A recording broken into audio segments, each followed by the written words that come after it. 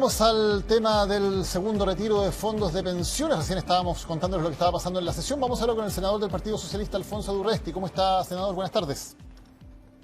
Un gusto saludarlo, Daniel, a esta hora. Recién terminamos la comisión que me toca presidir. Exactamente. Estábamos viendo precisamente la última exposición de la comisión. Nos contactamos de inmediato con usted apenas termina. Cuéntenos en qué terminó finalmente la sesión de hoy.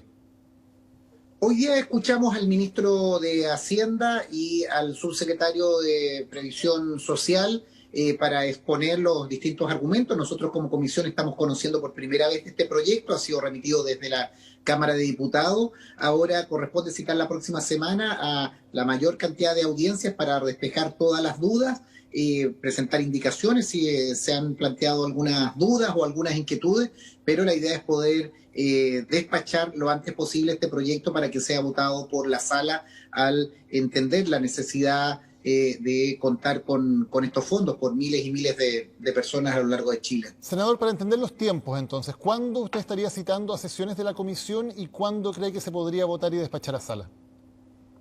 Mire, la próxima semana tenemos una particular atochamiento de proyectos. El día lunes se vota la acusación constitucional, el día martes nosotros votamos los escaños reservados y comienza dentro de la semana la discusión de la ley de presupuesto. Estamos poniéndonos de acuerdo para poder sesionar o en paralelo o en algún horario especial para poder despachar las dudas. Esto es un artículo único, por tanto, tú discutes en general y en particular. No va a haber la dilación de que va a la sala y después vuelve con indicaciones, sino que resolveremos todo en la comisión. La tranquilidad es que lo vamos a tramitar, insisto, con la mayor celeridad, con la mayor rigurosidad y que sea un proyecto también autoejecutable como fue el primero, en el sentido de, una vez aprobado, poder ejercer inmediatamente el derecho de retiro. Pero, por ejemplo, ¿sería realista pensar que esto pudiera resolverse la próxima semana en la comisión para pasar a la sala?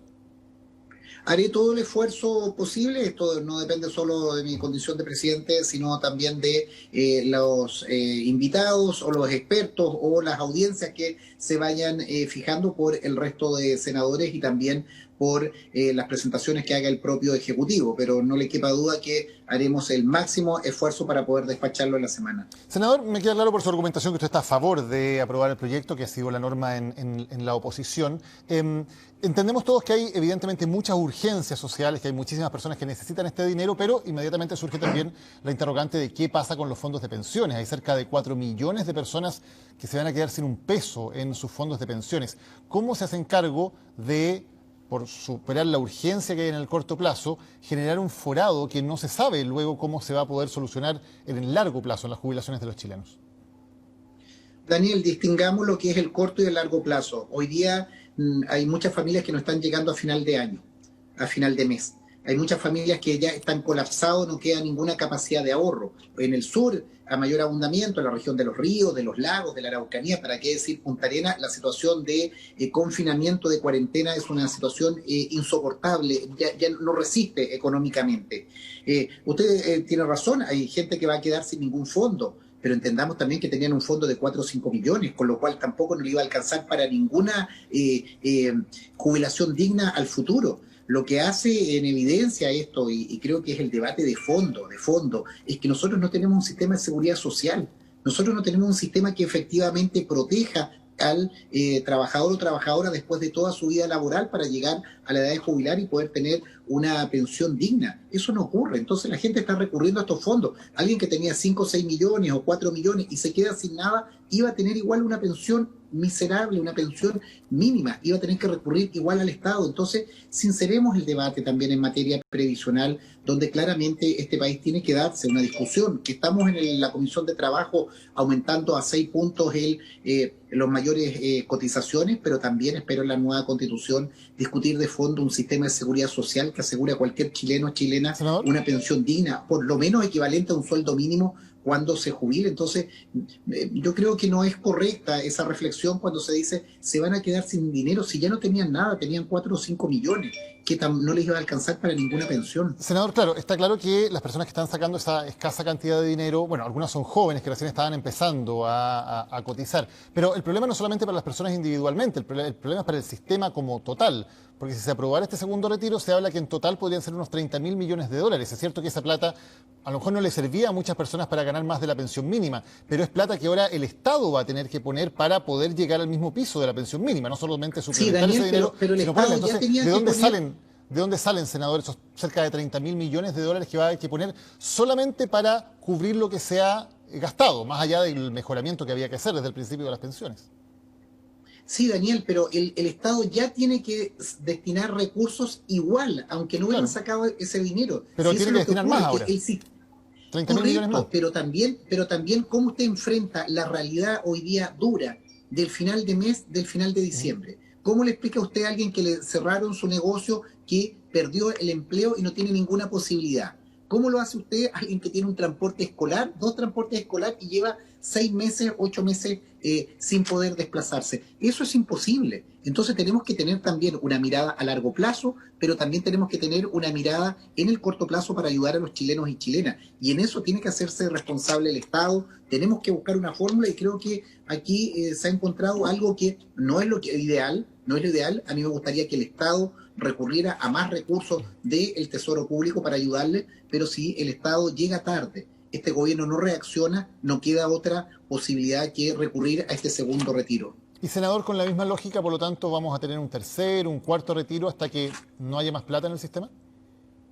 No, yo espero que no sea esa la situación. Yo lo que espero es que exista un gobierno y exista un ministro de Hacienda que anticipe y no se ponga a explicar situaciones. Aquí tiene que haber un ministerio de Hacienda que anticipe las situaciones, que inyecte recursos, que focalice y que reactivemos el empleo y reactivemos aquellos lugares donde la gente lo está pasando muy mal. Ante la inacción, ante la incapacidad del gobierno de focalizar y destinar recursos y de entregarlos a cuentagota, claro que hay mayor presión sobre un tercer retiro, pero eso depende del gobierno, depende de quienes hoy día están al mando del país. El presidente Piñera y el ministro Briones creo que claramente están a la defensiva en esta situación y van a enfrentar un tercer retiro si es que no hacen efectivamente las medidas necesarias para ayudar al conjunto de la población de este país. Senador, ¿cómo va a votar usted la indicación que señala que haya pago de impuestos en los tramos más altos? La indicación que se rechazó en la Cámara hablaba de personas con sueldos mensuales superiores a los 2,5 millones de pesos, que en esos casos sí se pague impuesto por el retiro. ¿Cuál es su posición al respecto? Voy a votar en contra por un argumento claro. Hoy día 2,5 millones puede ser un buen ingreso, pero hay que entender que solidariamente en este país esa persona que está ganando 2,5 millones, lo más probable es que tiene a su cónyuge, que tiene a su núcleo familiar sin trabajo, que tiene un entorno que se fue al diablo desde el punto de vista de los ingresos. Entonces, mire, si vamos a cobrar impuestos y vamos a estar, veámoslo en los grandes ingresos, en las grandes fortunas, y creo que en los últimos tiempos han habido elusiones de impuestos que es donde se podría poner el acento. Yo no le voy a cobrar a una familia que tiene 2,5 millones y que con eso está viviendo y con eso está cubriendo al núcleo familiar un impuesto de esta naturaleza. No creo que corresponde, y precisamente establecer esos tramos, establecer esos impuestos es condenar a mucha gente que está en la clase media, que seguramente nos estará escuchando y que está con el agua al cuello, cobrar ese impuesto. Creo que no corresponde, creo que si queremos recaudar más, veámoslo en otras instancias, en otras situaciones donde perfectamente se puede poner el acento por impuestos internos. Y, senador, en ningún tramo, si a usted le parece bien que, no sé, un gerente general de una empresa minera o un parlamentario, por ejemplo, Sí. puedan retirar hasta Sí. 4.300.000 pesos sin pagar un solo peso en impuestos? ¿Le parece una buena medida desde el Sí, punto de vista de la pero igualdad? no nos vayamos a ese extremo, Daniel. No hagamos caricaturas respecto a esa situación.